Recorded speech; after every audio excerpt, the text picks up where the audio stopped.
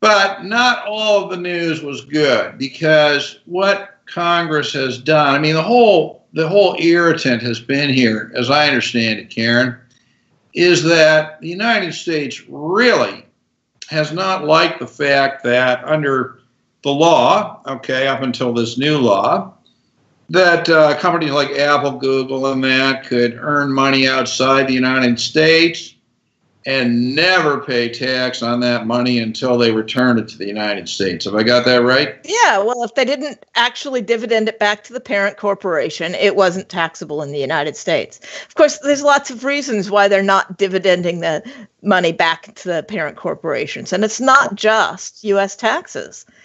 But, of course, that's what Congress thinks. They might actually want to use that money outside the United States? They might actually want to invest and grow their businesses around the world. Surely you're joking. So, yeah, there was a great video I'd like to show you. That, let's have a look at that. And so $100 billion plus is now stashed away in these three Irish companies that you control, but nonetheless, it's in their legal name. And the question is, will you bring them home? You've told us in one place, I believe, Mr. Cook, that you do not intend to bring those monies home unless our tax rates are reduced. I believe that's what you told our staff.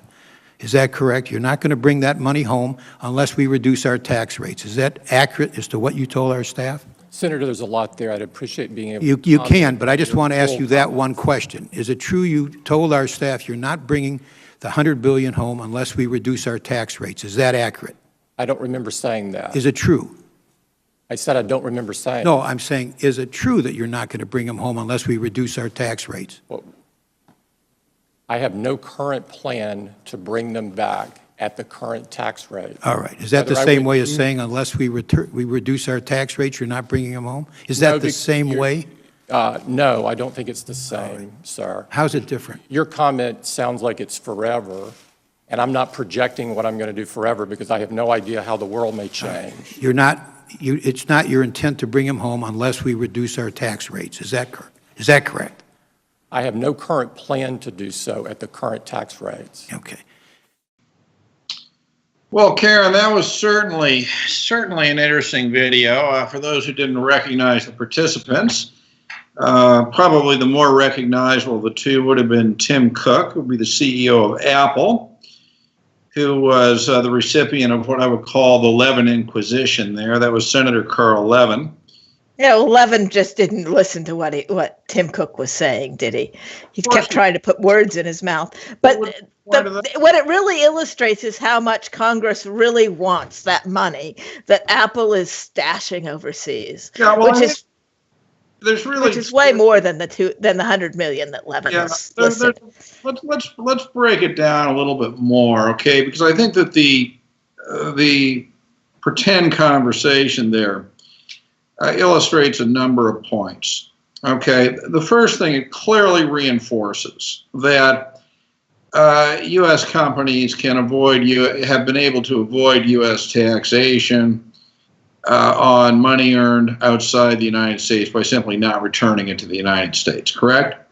Yes, and all perfectly legal. This is what the U.S. tax code lets them do.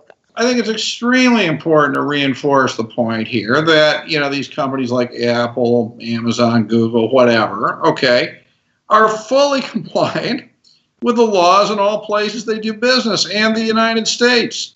So exactly. All the money that has been earned, that clearly Senator Levin is upset that the U.S. has not been able to tax, not only is it all perfectly legal, but it's the direct result of intentional U.S. tax policy. Right? Yeah. Well, and it's all income that was earned in other countries and has been taxed according to the laws of those other countries. Well, that's exactly right. And if the other countries want to charge income tax that's lower than the U.S., but maybe they charge VAT or GST that's higher, and that's how they balance their budget, fine. But to have the U.S. then try and tax on top of that is double taxation. Well, it is double taxation mitigated, by foreign tax credits. But leaving aside, how it's done or what it means, I mean, the simple fact of the matter in the world that the starting point in taxation is that money is taxed where it's earned. Yep, money's taxed where it's earned. But so, again, the first point in the video is that the U.S. can't tax that. The second point is they clearly want to tax it. And the third point, though, that although maybe not clearly stated but implied, is that there's a tremendous amount of money that's been earned by U.S. corporations that they simply will not bring back to the United States for any of a number of reasons. Now, this is interesting because on the one hand, we have this tax reform that lowers the U.S. tax rate to 21%. Secondly, it provides a mechanism to actually take the position that that money should not be taxed. And so what they've done is they've added a third component to it, which seems to be, okay, well, if we're going to lower your tax rate and we're going to provide a mechanism where we're not going to tax that money anymore, we want a piece of the action with respect to the money that we never taxed because it really wasn't subject to our tax jurisdiction, correct? Yeah, well, they've put in this transition tax where they're saying, okay, you haven't brought the money back. We're just going to assume you have. Pretend transaction. We're going to pretend that you brought it all back today. Right. Well, it's far worse than that. It's far worse. It's, first of all, we're going to pretend that we have a right to tax it. Right. And then we're going to pretend, okay, that some event has occurred that would make it subject to tax if we did have the right to tax it, right? Yeah. So it's really a double pretend. Okay? So what they've done here is they have said, well, you know what? We are going to tax all that money that was never subject to taxation. We are going to, in effect, impose a retroactive tax on that money. Is that a fair statement?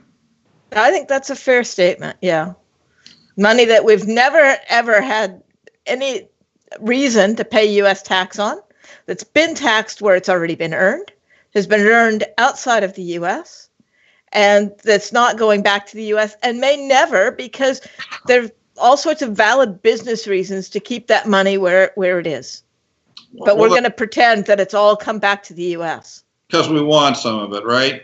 Because we want some of it. I mean, is it any more complicated than that? There's no realization event. Nothing has happened. We just want it. Agreed? Now, the United States, you must understand, Karen, is a fair and just nation. You would agree with that? The United States sees itself as a fair and just nation. I would agree with that. Yeah, the United States itself. So normally now, the tax rate to bring that would have been 35%. Of course, the companies would have been able to have taken tax credits for tax paid in those other countries. But, in its fairness and to perpetuate its sense of justice, the United States is deeming, I mean, this is what's incredible about it. They are deeming all of the untaxed income, right, since 1986. They are deeming it all to be all of a sudden subject to U.S. taxation when it never was before. That's the bad news, but the good news is, are they going to tax that at the full 35% rate? No, they're going to tax it at 15.5% if it's cash. But that doesn't take into account, I mean, I think theoretically they said they were taking into account the fact that some of it might never be repatriated, and there's a time value of money, it's not going to be repatriated right away. But even so, it's a huge hit for a pretend transaction. I mean, it's extraordinary. I am, as I'm speaking to you from Toronto, Canada, and, I was watching a local news show before participating in this call with you, and there's a Canadian life insurance company called Sun Life, and I saw, right across the business screen that Sun Life, is taking, is acknowledging that it's taking a huge hit because of U.S. tax reform, and part of it was for this transition tax. Mm-hmm. Goldman Sachs, yeah. Has to allocate $5 billion for this. I mean, this is a huge, huge thing. And, the whole discussion of this, of course, has been in relation to corporations. And I think it is seen as, in a sense, a trade-off, part of the price that corporations have to pay to get the benefit of the lower tax rates going forward. Yeah, well, it would have been nice if Congress had written the law that way. Well, that's true, but I mean, it's impossible for these people to write a simple law. Okay, I mean, even the whole notion of it being a 15.5% tax for liquid assets, it actually doesn't say that in the legislation at all, does it? No. They've got these rate equivalent percentages, and it takes forever to go through and figure out what they actually mean. Formula that no individual human being on the planet could understand. Okay, I mean, you've got to go pay big bucks, to expensive compliance people to even get to that point. But what is, and also, I mean, to give the United States credit, okay, I mean, one wonders where somebody would get the money to pay this, by the way. I mean, there's no realization of it. But, the United States realizes that, and they're willing to allow this to be an 8-year payout, right? That's right. They spread it out over 8 years, and the payments in the early years are lower than in the later years. Yeah, that's right. So, I mean, let's not accuse the United States of being unjust or retroactive taxation. I mean, when they're allowing this at a lower rate and they can pay it over 8 years. I think corporations aren't complaining, though, because the bottom line is that, that rate reduction to 21% is pretty sweet, right? Well, between that and the corporations with foreign subsidiaries getting some of their foreign income back without paying tax, that's pretty sweet too.